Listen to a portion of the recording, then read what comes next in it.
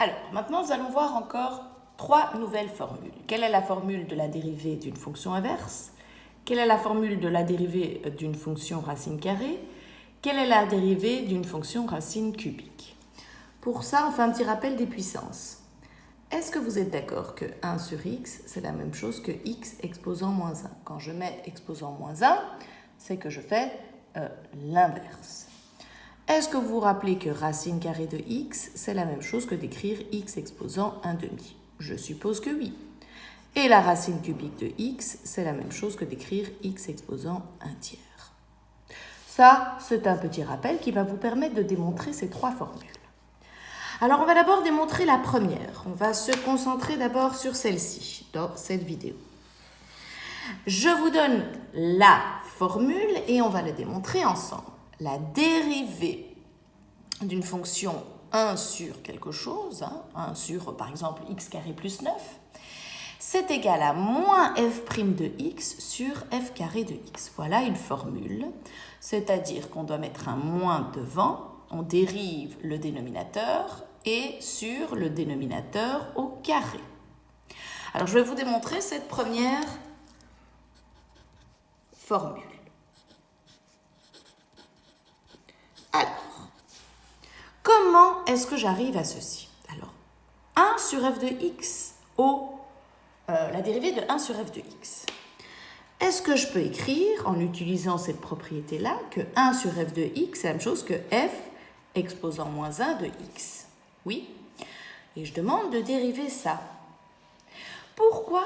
Comme ça, je peux utiliser la formule des puissances, cette fameuse formule-là. Je vous ai dit que quand j'ai une fonction exposant quelque chose, je mets l'exposant devant, je soustrais un exposant ici, puis je dérive la fonction. C'est ce que je vais le faire.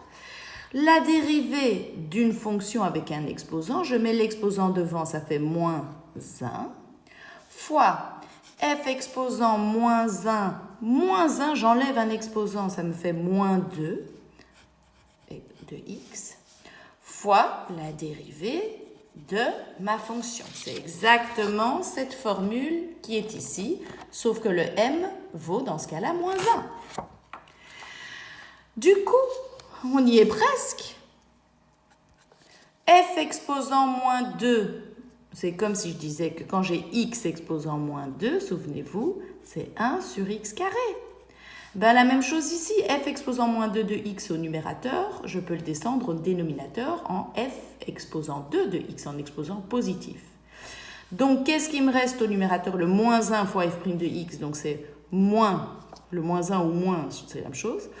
En haut, au numérateur, il me reste le f' de x. Sur f moins 2, exposant moins 2 de x, je peux l'écrire au dénominateur en f exposant 2 de x. CQ FD.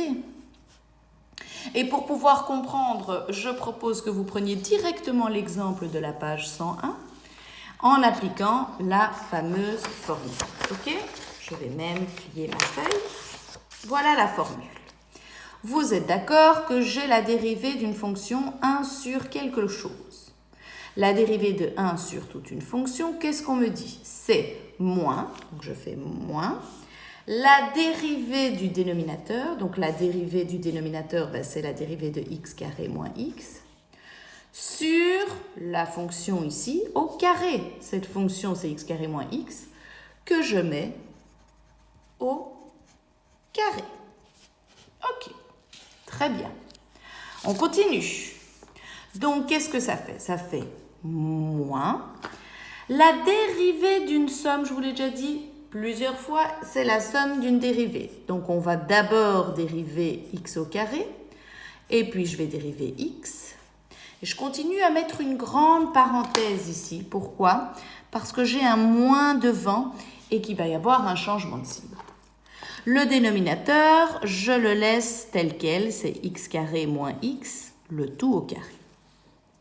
Alors, moins. Ça fait combien la dérivée de x au carré? C'est la fameuse formule de la dérivée d'un exposant. Je mets le 2 devant. J'enlève un exposant en x au carré, ça devient x. Fois la dérivée de x. La dérivée de x, c'est quoi? C'est 1. Donc en fait, on va écrire petit à petit comme ça, fois la dérivée de x.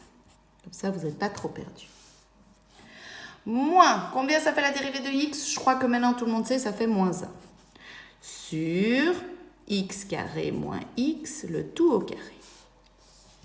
On va continuer ici. 2 fois x fois la dérivée de x, la dérivée de x, ça fait 1. Donc, toute cette parenthèse, ça fait 2x moins 1.